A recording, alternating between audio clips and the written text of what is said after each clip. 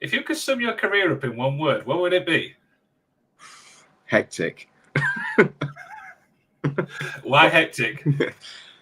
Well, on my last tour of Japan, trying to get home, I got pulled into a side room, searched by Chinese airport people, put in a room with the guard outside the door with a machine gun in his hand, and all my case and belongings were like scattered across the side table.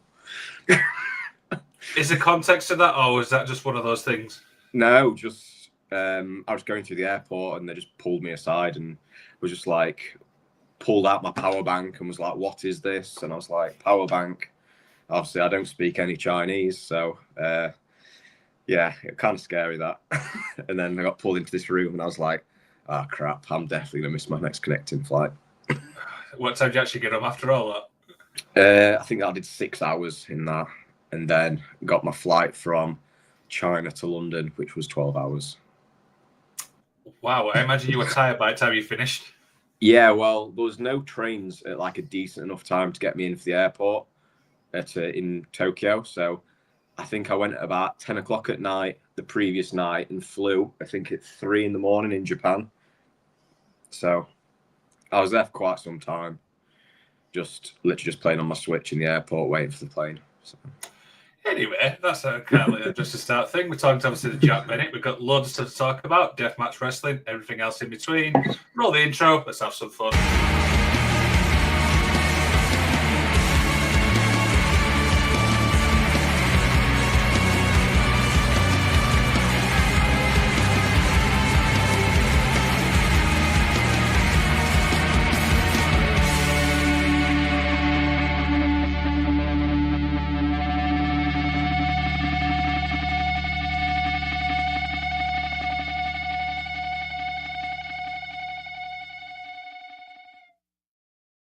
Jack, we're obviously on the Tuesday, mate. How's the week been so far?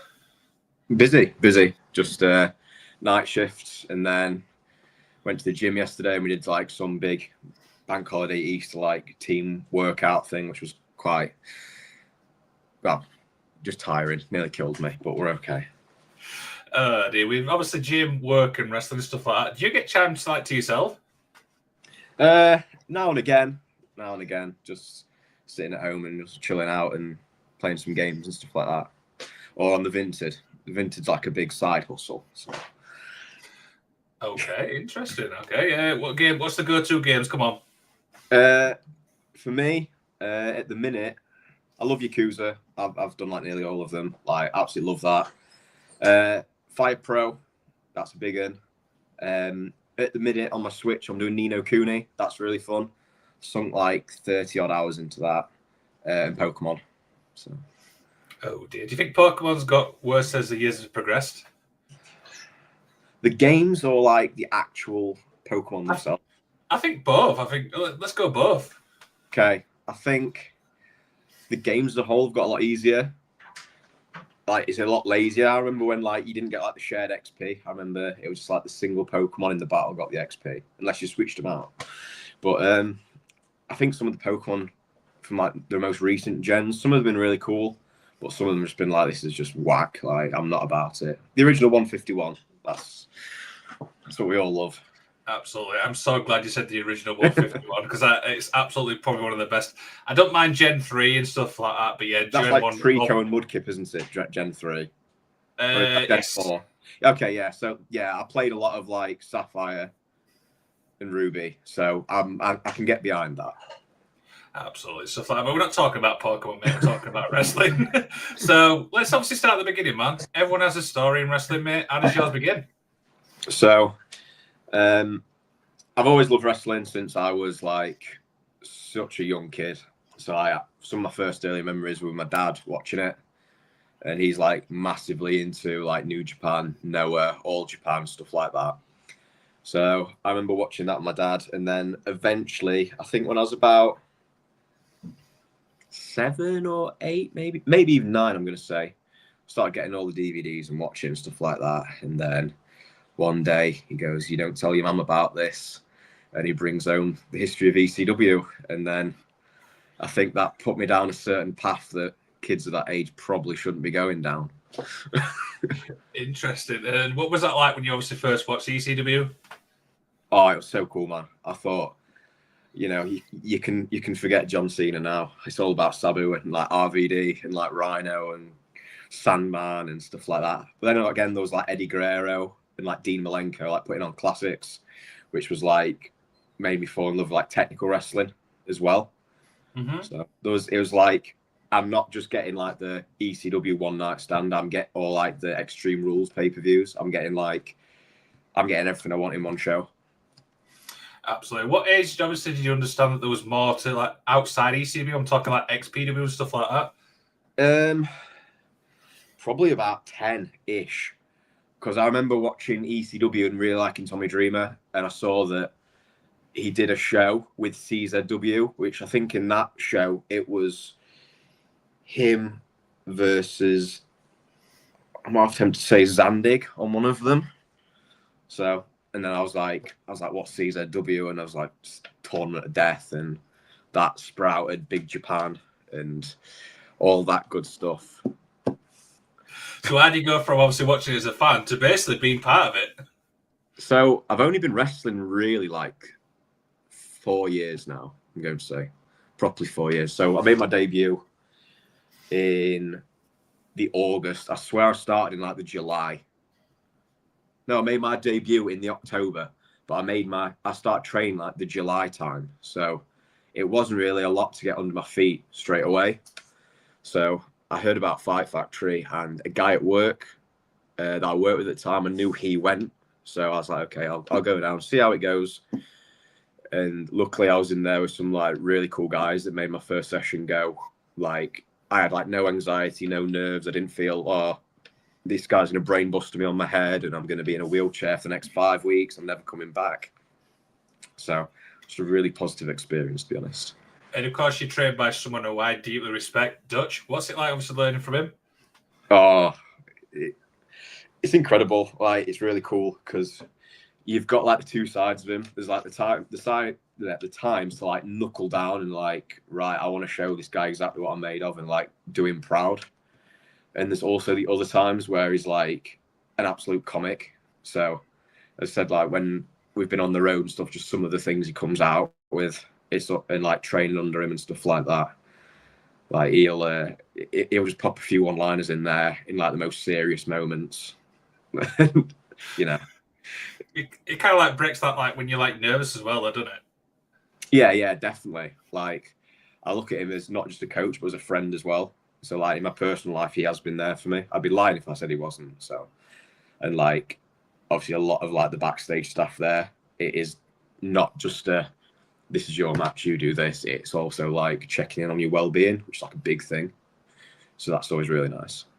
Absolutely. And talk about the talent pool from Fight Factory, because there's some incredible talent there. Yeah. So I came in roughly at the same time as Jason Morgan and like Ben Butcher and stuff like that. So before, like my main, like when I was new, the people that were established there was obviously like Reese and Rogan and Jack of Clubs, Damien Valentine, KD, Dutch, obviously, Laurie. So trying to get a spot on the show was like, I'm going to have to scratch and claw to get this, if I'm honest. And then obviously now as things have got on, there's like Hardman Dan, Jack Maxwell, people like Ace Matthews, people like that obviously they're not just working this area, they're up and down the country. So that's really cool that people like that are getting opportunities elsewhere as well. Yeah, and you mentioned Jason Morgan there. Jason's been on the show and stuff like that. I love his character with it, but to talk to him like we are now, it's completely different person. It's really crazy. Yeah. We've never had a match at Fight Factory where we've pitched it a few times, but we've worked elsewhere and we've had like some quite good matches, I feel. But yeah, he good friend, good guy, really good guy. Absolutely. So obviously, like I said, you're well known for deathmatch and stuff like that. Talk us obviously through your first ever deathmatch and what that experience was like. Right. So I was going to Japan on holiday, and I saw Toshiyuki Sakuda. He's got DIE, which is Deathmatch Innovation Element.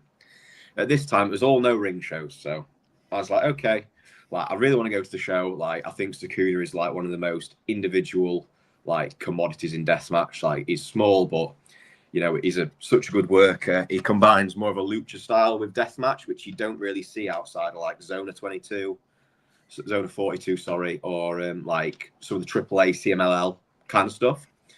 So I said, hey, spoken Japanese. I was like, hey, I really want to come to the show. Like, I do work, so like, you're not exposing anything to anyone behind the curtain. Like, I just don't mind setting up. And he goes, oh, you wrestle? I was like, yeah. He goes, what do you do? I was like, oh, so I'm really into like doing hardcore and stuff like that. Like, I've done like loads of hardcore matches.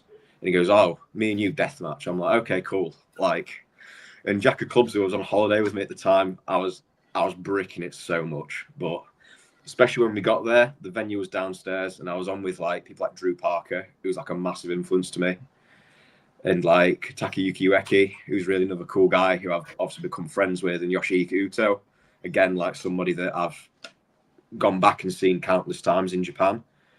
So to have all that like stacked against me in my first death match, and you know, there's no hiding from this. There's like, it's an intimate show. There's probably like 40 people in this bar in Shinjuku. There's like an 8-year-old kid on the front, and there's a picture of me like against the chain, and I'm just bleeding and stuff. And this little kid's, I swear he had like his switch in his hand or something. I was like, oh dear. That's an 8-year-old for you as well.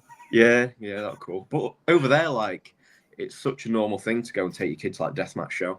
Like, doing Big Japan and stuff like that, there's been kids like, I'd say as low as like 3 or 5 watching Big Japan. So it's obviously making a big name now, obviously in the UK as well. I mean, obviously Rise is obviously a prime example. There's some great. I mean, there's probably even more I don't even know about. Yeah, so predominantly I would normally work with like Kumite. I do Rise and Bleeding Gums as well. So all three very different flavour. So Bleeding Gums, like we just had the Lust for Death tournament. I wasn't in it. I was doing a different match, but where every like match was different. So you had like the fish and chips death match, where all the ring ropes taken down. It was fishing line with hooks on. There was like a glass door with all these fish on it, and there's like salt, vinegar, lemons, stuff like that. So you've got like some very unique stips coming out of that. Kumite is like such like a punk rock DIY venue. Like we used to run in a beer garden, which was really cool. Like really nice on those summer days. And Rise, you've got like obviously all your imports. You've got all like your deep stories and stuff like that. So there's different flavour for everyone, I think. Yeah, obviously, deathmatch wrestling has been in the news for obviously all the wrong reasons and stuff like that. Would you say that there's always going to be a misconception when it comes to deathmatch? I think to those uneducated in it, yeah, definitely. I know it's not for everyone. I know people can respect it and not like it, but I think there's also people that think we go in there and all we're doing is just cutting each other open and just smashing tubes on everyone's head, which isn't the case, in my opinion. So I think, again, like with any kind of wrestling, just because you don't know about it or don't particularly enjoy it doesn't mean it's wrong. So I think you're absolutely right there, because I remember obviously when the news broke out, and obviously you know exactly which incident I'm on about. They obviously spoke about it and stuff like that, and the first thing they said was there's always going to be that misconception, but also the promotional side as well. Like promotional get stick for something which is not to do with them. Yeah, I mean, if you're doing a deathmatch on a family show, that's not right. Like you should not be doing it. It's happened before. As long as everybody who goes to that show knows that what's going on. You know, everyone knows it's a deathmatch show. If you put 18 plus and advertise a deathmatch on, you should know what you're getting into. You should know there's either going to be some form of wire or some kind of glass, and it could come your way. Like if it's a family-friendly show and you pull out a strimmer and light tubes, you know, you shouldn't be doing that. Like maybe a few drawing pins, you know, that's your max. You're not really doing anything else. No, absolutely. So, how do you obviously prepare for a deathmatch? I'd try and stretch as much as possible because there's nothing more that sucks more than bumping wrong, as everyone who wrestles will know, and being cold. And then obviously when you got the factor of you are potentially going to get cut open here as well. So normally I'll listen to like a bit of music backstage, warm up. Normally like Every Time I Die or like God's Hate or some like Have Heart, something like that. I just prepare myself for it really. Like, you never know what's going to get brought out. Like, I've been in matches before when like, yeah, you've got death match, you're on fourth, whatever. We'll see you out there. Stay safe. And I've gone out there. There's been panes of glass. There's been gusset plates, barbed wire bats, skewers, drawing pins, panes of glass. Like, you don't know what you're going to get. And that's one thing I like as well, is that unpredictability. Definitely. Like, I think the whole thing of deathmatch is people like to see stuff that's never been done before, or that they're not used to. It's like when I introduced like using the syringes and stuff like that, I was like, no one's really used them to a degree that I want to try and come up with spots and stuff that people haven't been done, or it's not been overdone. Like, in a deathmatch, you are going to get a light tube. You're going to have the odd bit of barbed wire. No one said anything about exploding plastic boxes and syringes. So, yeah, it's absolutely crazy. What's the pain tolerance for obviously deathmatch? Is it going to be really high? I reckon so. I mean, you factor in taking a bump, a choke slam from maybe 6 foot, then you factor in going through a bundle of light tubes, maybe 16 light tubes, and then you factor in there's glass already on the mat as well. Maybe someone's not swept away the ends, so you're landing on the plastic covered in the shards as well. So I'd definitely say it's an art, but it's something that you give and you get back. But at the same time, it's no pleasure without pain kind of thing. No, absolutely. And what's some obviously your personal highlights you've done so far? So my standouts would probably be this year. Some of them this year, I feel like I had quite a good showing. So on King of the Deathmatch World Grand Prix, I was in a 6-man deathmatch, 6-man tag team deathmatch against Masashi Takeda, who's like always been on my bucket list.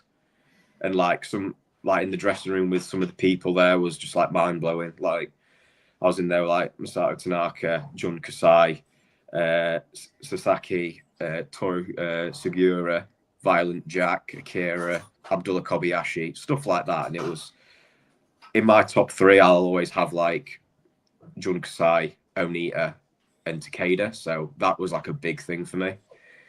This one on 2nd of January I did as well, when I tagged with Abdullah Kobayashi against Ito, Akira, and Kikuta. That was a big one.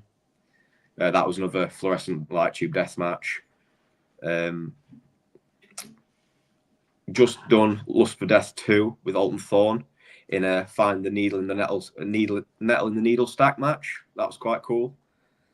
And probably me versus Big Joe at Kumite, or me versus Danny Darko at Kumite. Both of those were cool. I thoroughly enjoyed both of them. Yeah, I've seen the recent one with Big F and Joe in LA and stuff like that. That list looked absolute brutal. Yeah. I mean, when Joe's there, like anything's on the cards. Like, I mean, the guy can work anything. Like, he'll be doing a death match on Friday night, and then Sunday morning he'll be doing like a family show, doing the nice yay boo. So, the guy's phenomenal. Really cool guy as well. Like, I owe a lot to Joe in the way of Kumite taking a chance on me. So that was like my first booking in the UK, like for deathmatch. And Joe was going, oh yeah, you should definitely book him. I did the Japan thing, and he's like, you're going to take the chance, yeah? And they booked me and Antonio Gonzalez, and everyone was like, oh, that was cool. And came back, and I've come back since. So, yeah, it was probably one of the best and stuff like that. So, how do you wind down after a death match? Go home. Nice, if I'm not too cut up, nice lush bath bomb in a bath. Maybe watch a bit of the wrestling. Maybe play a bit of a Switch, watch some like mindless TV, or like read a manga or something like that. That's my chill out. I'm pretty simple. Like, maybe like, I don't know, kind of Pepsi, something, just wind down. Not wrong with that. And how long does it take to heal after a death match? Is it a couple of days normally, or could it be longer? It depends, really. It depends how bad it is. Like, I've had bits of glass in me that have lasted like months. From one of my first death matches in the UK, that one with Antonio Gonzalez, I've still got half a drawing pin in my leg. And then when I severed my artery with Iceman, that took like 3 weeks to get all the stitches out when I severed it in my head. So I was going to say, what's the worst injury you've had, but I think you've just answered it. that definitely. So it was first light tube of the match. Hit me with a bundle, took it fine, and the bottom half of the bundle, it was all the jagged side that broke around my head, bounced down and stabbed me straight in the head. So I finished the match like 10 or so minutes later, I think. I just got taped up during it. Then went to Hull A&E, sat there while some woman was absolutely pissed out of her face, asking me to buy a bottle of Lucozade. Just went, oh, don't feel so bad for me black eye now. And, you know, there's a picture in like the photo book, and I've still got all my gear on, and I've got like stitches in my head, and there's literally just, I'm covered. Like if you ever look at the footage, I think I'm skewering Iceman's arms with some bamboo skewers, and blood's like raining down, and you think, oh, he must have stabbed him with those skewers quite hard, but it's actually like squirting out my head. What does the NHS say when you have to go to like hospital and stuff? I'm always curious. I think I don't know, but they're always really nice. But what they probably think is play silly games, get silly prizes. I work for the NHS anyway, so it's okay. You know, so you know, I'm doing my good deed. So let me get this straight: you work for the NHS, but then in the evening you do deathmatch. Pretty much, yeah. I would say, mate, you're a very unique individual. Yeah, I mean, I've come to work before with like glass coming out of me and stuff like that, and they're like, rough one. I was like, yeah. They're like, right, come on, let's get to work. 14-hour shift later, so. I can just imagine you going in the day after going.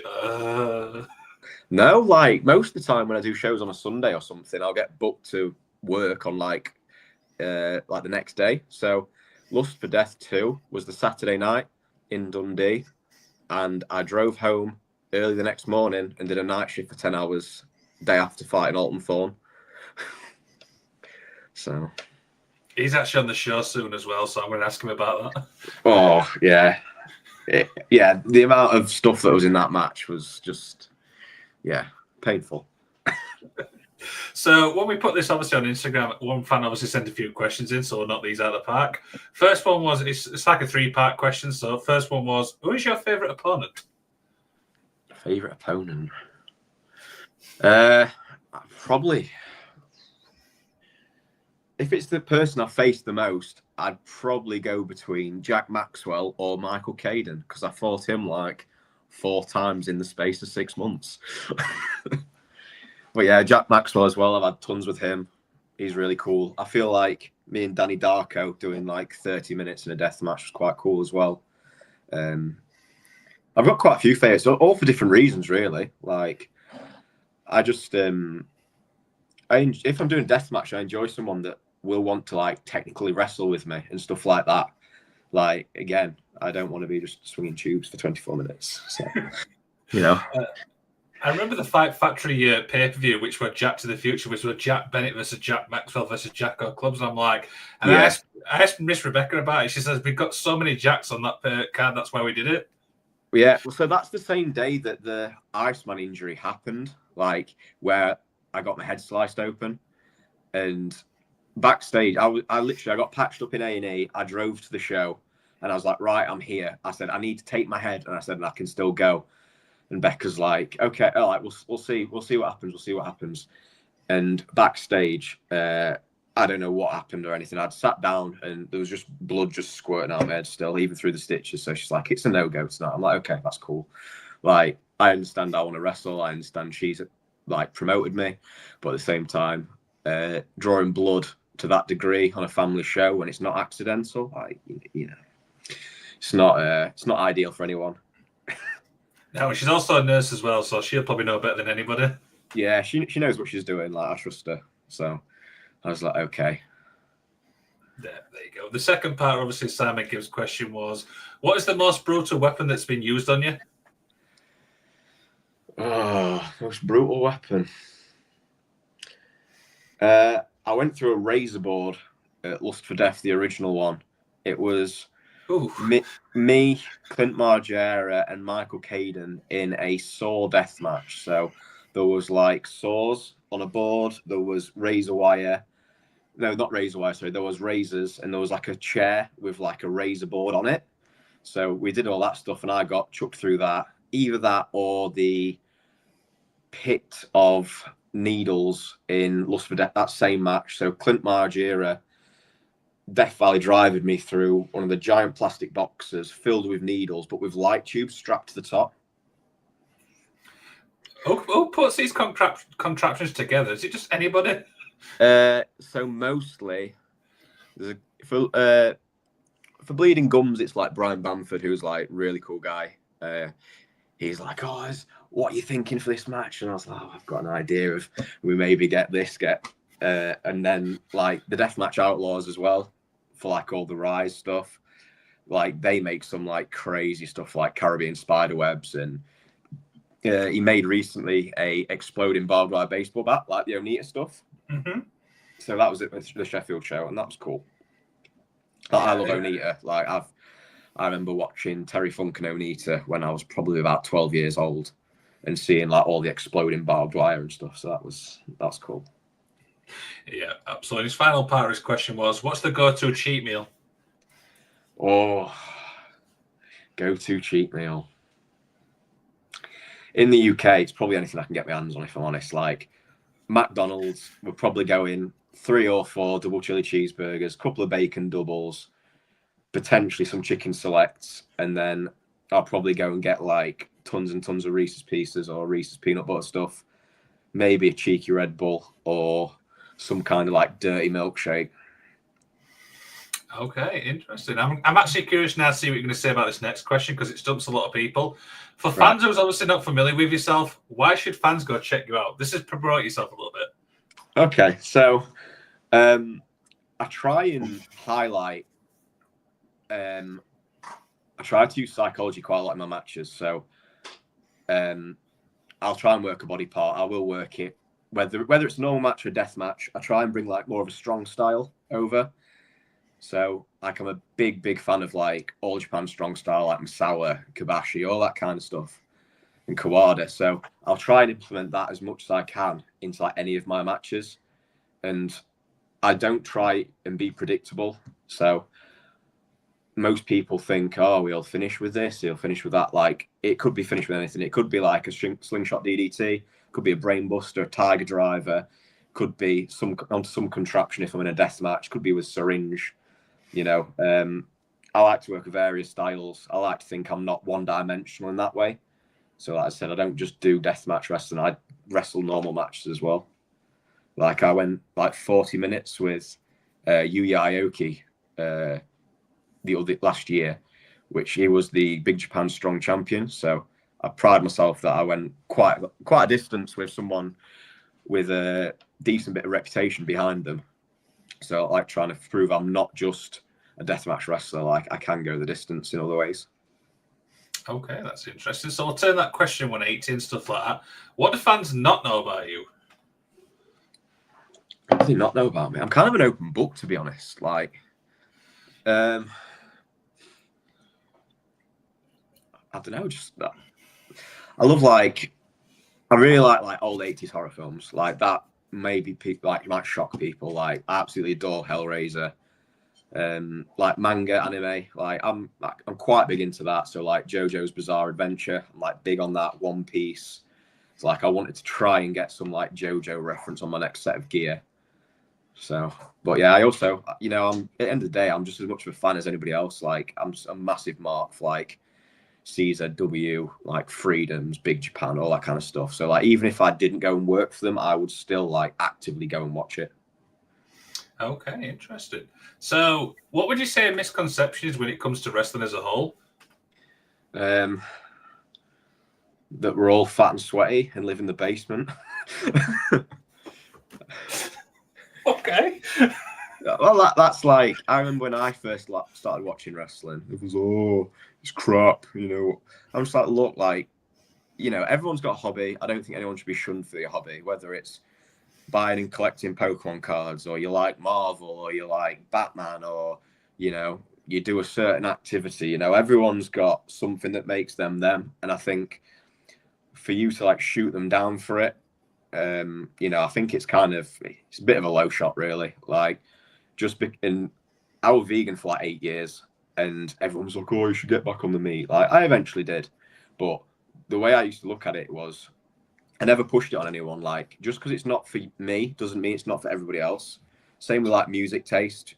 I might not vibe. I don't know, Arctic Monkeys. I don't. Am I gonna go on internet forums going, "You can't like them. They're rubbish. They're playing for 4 chords." No, I'm not. It's my opinion, you know. So I think the classic misconception of wrestling is that we're all either overweight or we're all, you know, we all work shit jobs and then just wrestle at weekend and pretend to be superstars. I think that's another one. Like, don't get me wrong, some of us aren't. I haven't got like the crazy job, but I think everyone's very humble about what they do. At the same time, I think some people think that it's very easy. If people think, oh, all you're doing is running against some ropes and stuff like that, I don't think they really understand like the impact that wrestling has on people's body, and also the physical toll and mental toll it'll have, like driving like 9 hours to do a show and stuff like that. I think there's a lot behind the curtain that people take for granted. And that's one thing I like. I like the answer you've said there, because I've done a lot of these interviews, and like you said there, the mental aspects of wrestling is something that I don't think we're going to understand as a whole, as fans. Yeah, I mean, sometimes it's not too bad. Like, oh, I'll drive 30 minutes to a show, and you think, oh, sometimes fans will drive more, and that's really cool. Like, I think it's cool when fans make the distance, and it shows that, you know, they're as much a part of the show as the wrestlers are. But when people are like, oh, it must be fun for you, it must be easy for you, it's like, well, no, I've just done 5 matches in the past 3 days or whatever. Like, if you're on a camp show circuit, and it's not just go and do the show, it is go to a training centre, load up the van, go to, you know, you sat in the van for however long, you get there, you take out the ring, you pack it up, you do all the tech stuff, you go through you do your matches. After that, you take down all the tech stuff, you pack down the ring, you go back to the training school, you unload the van, make the ring, or some stuff like that. Like, I think people don't understand that sometimes it can be like a 15, 16-hour day. It's like your whole day is like just completely just in wrestling, wherever, like you said there, whether it's setting up a ring, performing, traveling, there's just all these aspects. Yeah, and obviously, like, home life comes into it as well. So if I'm on a day shift, I work 14 hours, so that's like 7:30 in the morning till 9:30 at night. So when I get home, it's like, right, let's pack the merch case, pack my normal case, make sure everything's like in check for the next morning, set all my alarms, you know, all that kind of stuff. If I've done a night shift, I'm getting back at like nearly at 8 o'clock in the morning, and I could think, right, I've got to be at the show at 2. Right, I'll try and sleep as best as I can, but I know that the drive's like a 2-hour drive, so it's the little thing that some people don't realize, I think. But then again, on the flip side, when a fan like appreciates you, it's like the coolest thing ever. When they're like, "Oh, I've watched all your matches. It's a really, like, I wanted to meet for ages," or like buying merch and stuff like that. I've had people buy like ring worn items, and they're like, "Oh, can you just sign it?" And stuff. I'm like, "Yeah, like, of course," like, you know. And they're like offering me money for like my ring worn stuff. They're like, "Oh, I was there at the match you wore this, and I just want to frame it," and stuff like that. I think that's quite cool as well. Yeah, I mean, for me, I'm in a fortunate position getting to talk to people and stuff like that. Do you know what I mean? Like we are now. So I like it on that aspect. But yeah, you mentioned the merch thing. I love collecting, the 8x10s. Yeah. Yeah. So I try and do them a little bit different. Like I've got a friend and she makes like a lot of my prints. So I've done one with like in the font of like a Marvel comic book, like with me and Big Joe. And there's like, I try and put certain things in that are like different, so it's not just like the stock photo. So like there's one of me like bleeding in Corricanol looking up, and it's like down all the lights, like near like a Golden Guy, like with all like small shops. So I thought that was really cool. And there's another one that's like a spray paint of me, like against the wall as well. So I was trying to like mix it up a bit, but I love making merch. It's just obviously I do pre-orders and stuff like that, but I try and do things that are a bit different to everybody else. So like, have you got a merch site where people can buy this? Or no, it's all directly through me at the minute. I'm working on like maybe doing like a pro wrestling tees or like a big cartel, but as I said, with like Vinted and stuff, I like dealing like Japanese merchandise anyway. So people just message me on that, or they go on my Instagram. Like I've just got a new run of shirts in at the minute, which is like my normal ring gear, but like a switch colorway. So normally black t-shirt with white logo. I've got white t-shirt, black logo. Then I've got some pins as well in like 3 different color variants. So they're done by the guy called Professor Rio Banzai, who I've spent quite a bit of time with over in Japan. You've probably seen his stuff. He does it for like his big breakout ones were like Brody King, like Eddie Kingston, Gabe Kidd. So it's like Gabe Kidd with like the Kaito Kiyomiya head. So he's become quite a good friend of mine. So he's done like a lot of like merch designs for me, which is super cool. And then it's like also like my friends who are merch designers, like Danny Douglas, he's like an absolute saint. And like Seo Zawa, who did my first like big deathmatch shirt. So, which is also on deathmatchoutlaws.com. Okay, interesting. Absolutely, stuff like that. So, sort of plug. Nice little plug. We'll put all the description in the links. Don't worry about it and stuff like that for you. So we'll sort you out. Don't worry. Yeah. So with everything obviously you've done and stuff like that, what's obviously the goal for you now? There's a few things I'd like to tick off. There's a few promotions that I don't think's too far out my reach. So I've done Big Japan. Like I want to enter in the Ikitosen, which is like the deathmatch tournament. I want to do the CZW tournament of death. I want to do something on GCW, ideally tournament survival or like the Nick Gage Invitational. I'm quite good friends with Joel Bateman from Deathmatch Down Under, so I'd love to do like Dream. It's all like tournaments, all like winning belts, and like I've been fortunate enough to hold a few belts in Fight Factory, but I think it'd be like a big full circle moment, maybe coming back and like obviously I've done all this, I've done on tours and stuff like that, and coming back and winning maybe like the big one or like a junior heavyweight or something like that. I think that would be like quite a cool moment, and I feel like, you know, I've gone from a trainee working the camps like to like one of the guys would be quite a cool moment somewhere down the line. But then again, there's like Noah I'd love to do.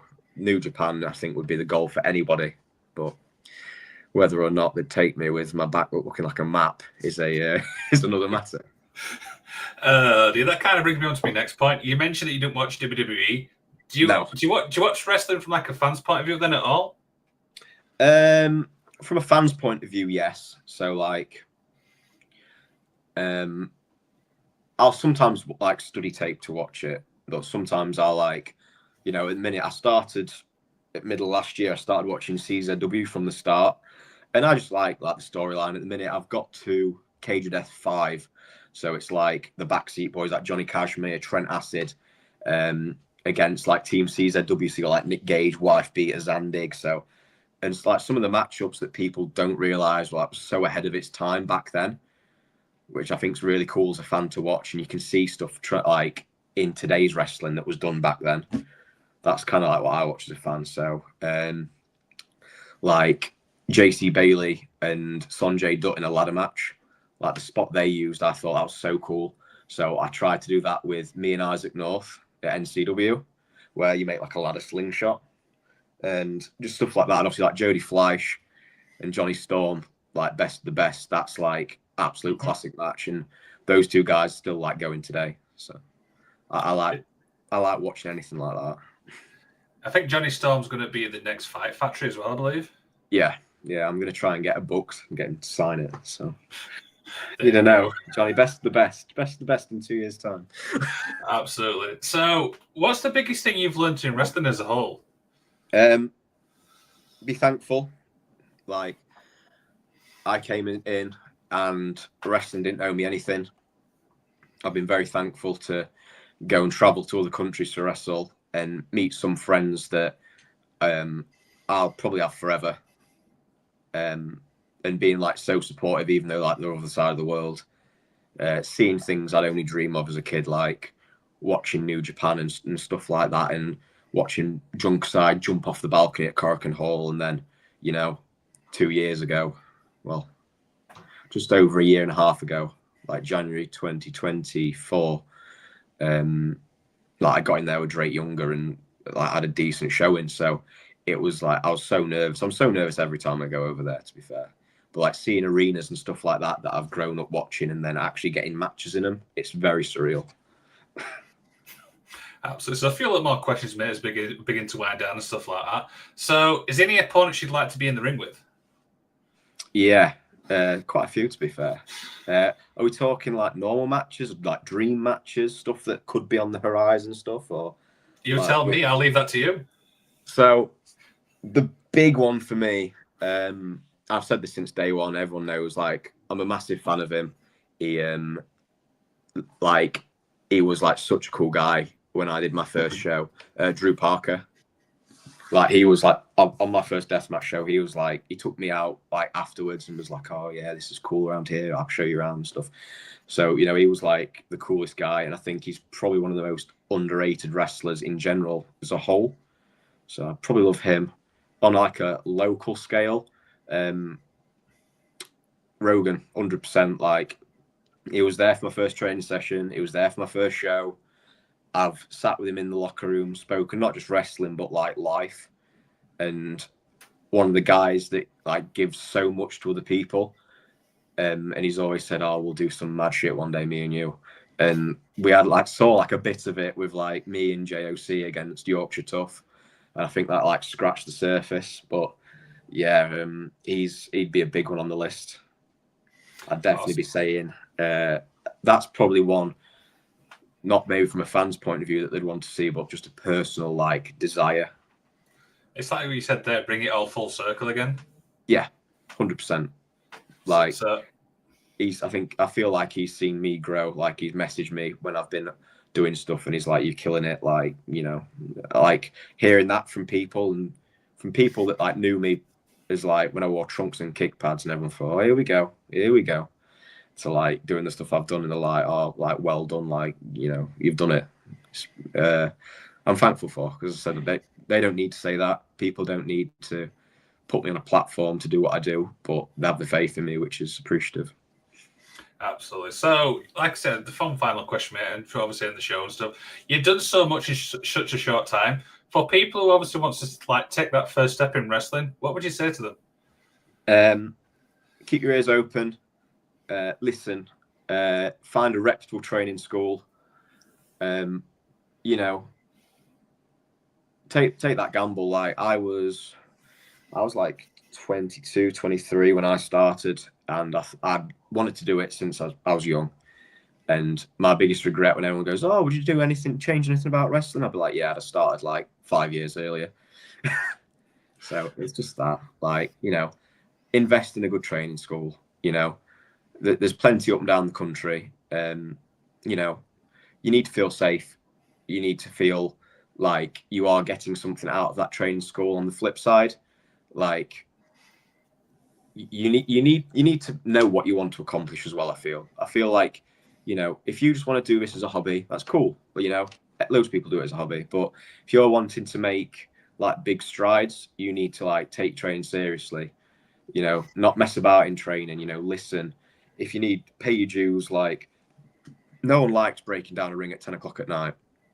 But if you're there and you think, I'm just going to let the training school do it, or I'll let the promoter do it, it'll go noticed. Like, you know, when it comes to, oh, someone's poorly and we've got a spot going, you know, they won't pick the guy that had an ego and thought he was the bee's knees because he can, I don't know, do some crazy springboard kick off the ropes. But, you know, they'll pick the guy that bust his ass and, you know, maybe helped somebody out backstage, or helped the guys out on the production team, or held a camera, or sat on the merch desk, you know, something like that.